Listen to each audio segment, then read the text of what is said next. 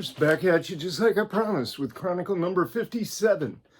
In Chronicle number 56 of the Chronicles of Captivity, we talked about some of the means that administrators and line staff at the ADX Supermax in Florence, Colorado would use to keep recalcitrant prisoners or protesters or whatever you want to call them in line. So I made a list of things that had happened to me and that I observed while I was there in the control unit for almost 14 years.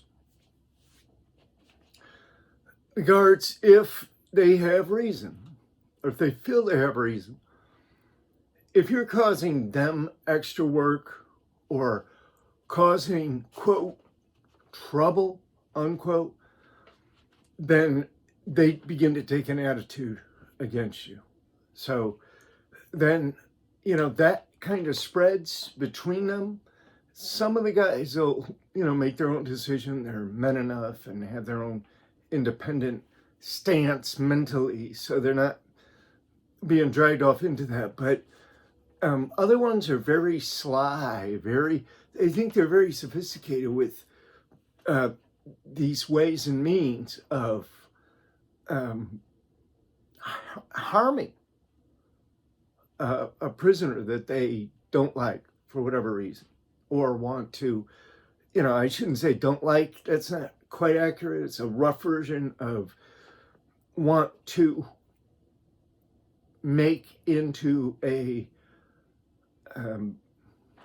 robot, or that's how I looked at it, was that they wanted us all to be electronically shackled to the TV, and they wanted everybody to fall into line and just do what they told them to do, or told them, or directed them as to what they could do, right? What they were, and I didn't like that.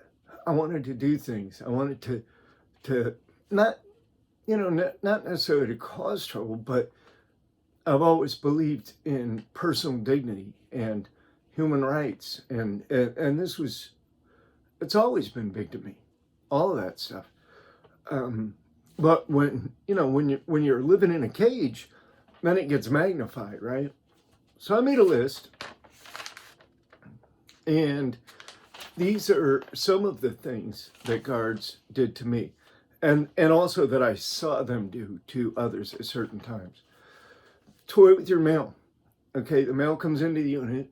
It's just directed to the unit. It's in a box, goes into the officer's office. They go through it, and they mark the cell number, put it into little bindles, a rubber band around it. The guy that goes to pass out the mail in that range, he just pass out according to the numbers as he goes down the range. So yeah, it was easy for them to put my number on someone else's mail, or put someone else's number on my mail. And I had both of those things happen, right? Where I got somebody else's mail. I think it was just by accident. I'm not sure. There's a lot of games that they'll play. Like, one prisoner was writing two women. So one of the guards had switched letters. The dude had sent out two letters at the same, or right behind each other. And so the guards are reading the letters, reading the mail before it leaves the unit, right? They're sitting down there in the office reading it. And he switches the letters, puts a letter to one girl in the envelope to the other girl, and vice versa.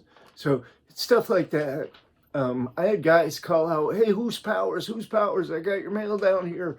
That's one of the ways that I knew, was that there was somebody, a prisoner who, had enough personal dignity to yell out when he got the wrong piece of mail. But a lot of them won't. I had another prisoner that actually received mail, and that was supposed to go to me, and then used it against me. He actually ended up writing to that person and trying to demand money and all kinds of crazy stuff. So And then mail going out, oh, that's a different story. Outgoing mail, you don't know what happens to your mail. It suddenly disappears. I don't know how many times I had mail that later on I would follow up with, even if it was months later, and the person would be like, like, no, I don't know anything about it. They write back and say that they never delivered it. Sometimes legal documents wouldn't get where they were going. It was a mess. So mail was a big thing, though, like I said, because it connects you to the community. It's the only little window that a person who lives in a cage has. It's the only outreach. It's the only potential for, relief. So, for them to mess with the mail was, the way I looked at it, it was, no. There's some things you can do and, get away with it, and it's okay. I mean, I can just accept it. But closing off that window was something that I couldn't accept. So that became a big issue for me, and a lot of the reason why I did what I did while I was there, the kind of protest, the kind of fight that I waged in that place. A lot of it was just over the mail, the way they treated the mail, and nothing else, just mail. They can refuse you food, they can refuse you rec. I'm going to go through this list because there's a lot of things, right? And I don't want to run short of time. They can refuse you food, they just keep going with the cart right on past your salad. You're like, hey, what's up with my tray, man? Yeah, we offered you a tray, you didn't want it. You just keep going. And they can do the same with recreation. That's pretty easy because you're supposed to sign up for rec in the morning when breakfast comes. They give you a tray. Hey, you want rec? Yeah, put me down for rec. Or you just tell them, put me down for rec. Okay, I got you. But then rec comes around, maybe it's later in the afternoon. It's whenever they decide to run it. And they go to the cell next to yours. You've been ready maybe for hours, right? Walking around in your boxers. Stuff all out in the bars or maybe strip search. Maybe they go right past you to the next one. You're like, hey, wait a minute. Where's my rec? You didn't sign up. Sorry. And, just shutting you up. So another thing they can do, and this is one thing that kind of take me off too a lot of times, is shakedowns. If you do go out somewhere, they're going to run in your cell right away. And they're going to tear it up. There's no other word for it. They're going to tear it up. They're going to take your coffee or whatever you got. They're going to pour it out on a paper. They're going to look all through it with their hands. They're going to pour it back in the bag. Half it's going to go on the floor. Maybe they used your legal work to do that with, or a piece of artwork you were working on. For me, my manuscript pages, my references, my books, everything, I would have them in a certain place. And they would just throw it all over the place. So it makes you not want to leave the cell. I got to the point at the end there where I very rarely went to recreation, because recreation was nothing anyway. It was just like being in a little bit bigger cage without a toilet. So I just got to the point where what's the sense of leaving if every time I leave they're just going to come in here and tear this place apart and infuriate me, or make me feel a certain way, because you really do. You got so few things, and somebody comes in and disrespects your stuff like that, you're like, yeah, you take offense to it. They can move you. Just, hey, Powers, comes over the intercom, 3 a.m, whenever, right? Odd times. Hey, Powers. Hey, 208, Powers. Go ahead and get up and pack your stuff. You're moving. And sometimes they won't even tell you, well, where am I going? What do you mean I'm moving? Where am I going? What do you mean? I'm not moving anywhere. Powers, I'm giving you a direct order. Pack your stuff. You're moving. So, okay, where am I going? Where are you? What are you guys doing here? What's this? This is highly irregular. This ain't right. Powers, I'm giving you another direct order. Pack your things. You're moving. We'll be up to get you in about 10 minutes.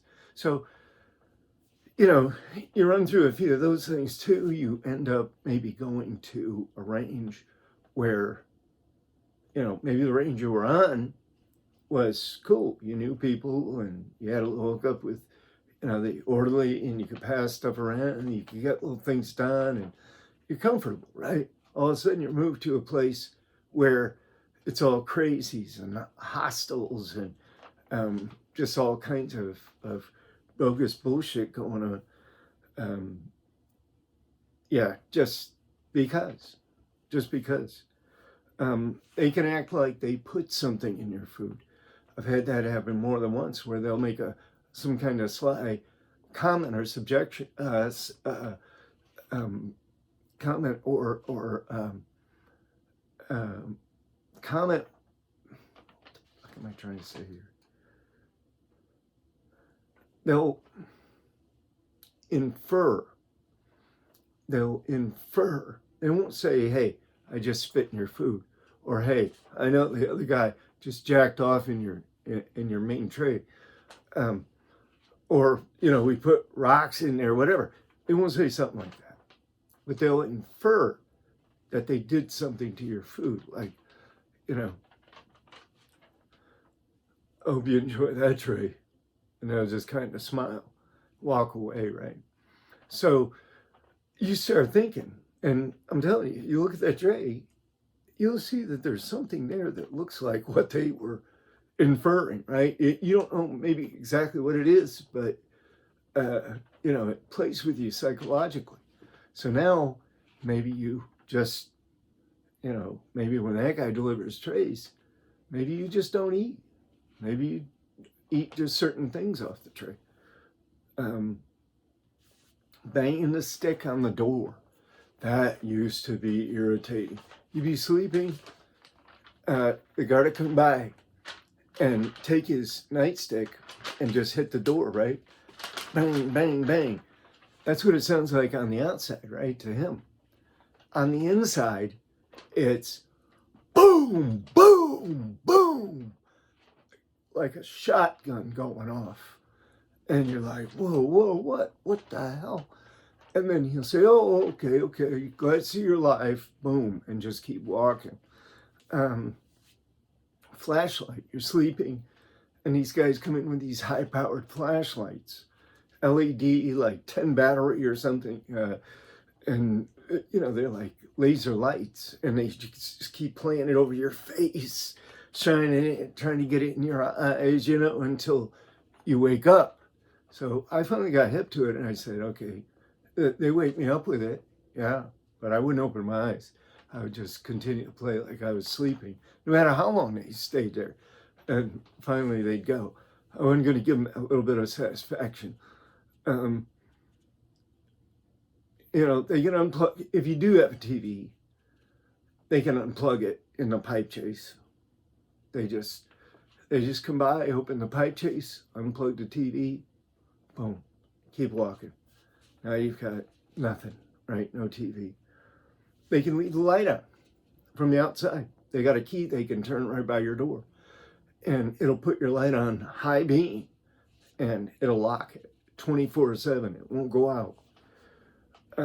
They can shut your water off in the pipe chase so that you don't have any hot or cold water, and so that you can't even flush the toilet.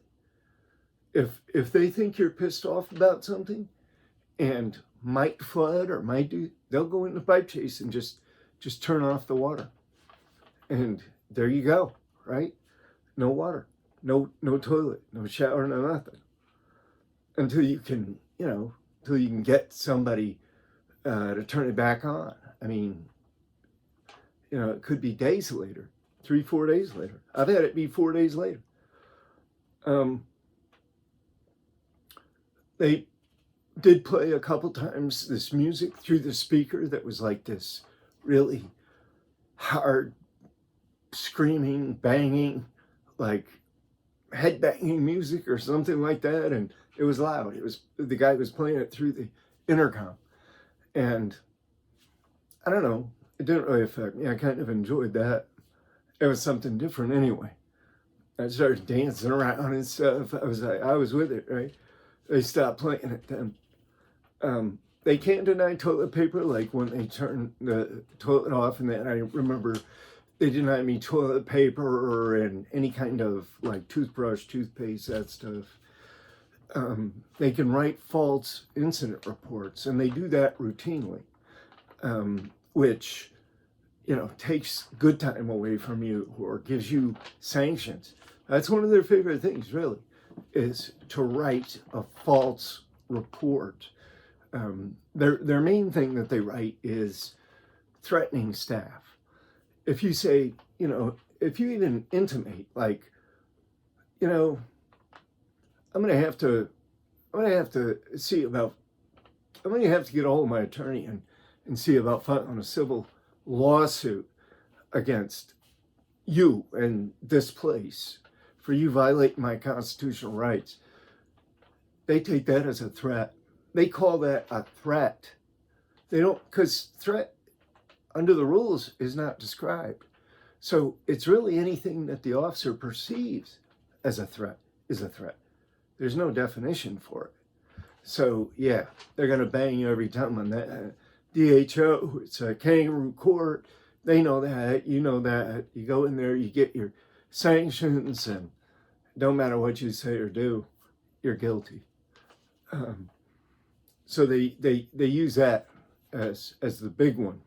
And then, of course, they can confiscate property, or, they can come in and say, okay, you've got to get rid of this, or they will just sometimes just come and take it. When you're out of the cell, they'll lure you out and then come and take your property and confiscate it.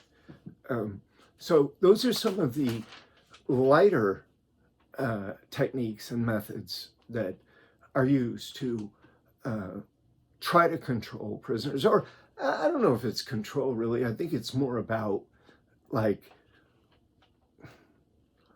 I've got you in a cage and I can do whatever I want to you, and nobody's going to do anything to me at all. And you're so fucking stupid you don't realize that? You're giving me this hassle, making me go up and down these stairs two or three more times than I ordinarily would have to? No. I'm gonna get you, motherfucker. I mean, that seems like that's kind of, it's more of a vengeance thing, or I'll show you. But anyway, there's other techniques we'll go into in the next Chronicle. So this is Chronicle 57. and Chronicle number 58, I will tell you about the more intense, the more aggressive, the more forceful and physical ways that they, techniques and means that they use to, against prisoners. Let me just say that, when prisoners are going through something, or not behaving the way that the prison officials feel they should. So I'll be back with that, and it'll be exciting. I'll see you for Chronicle 58.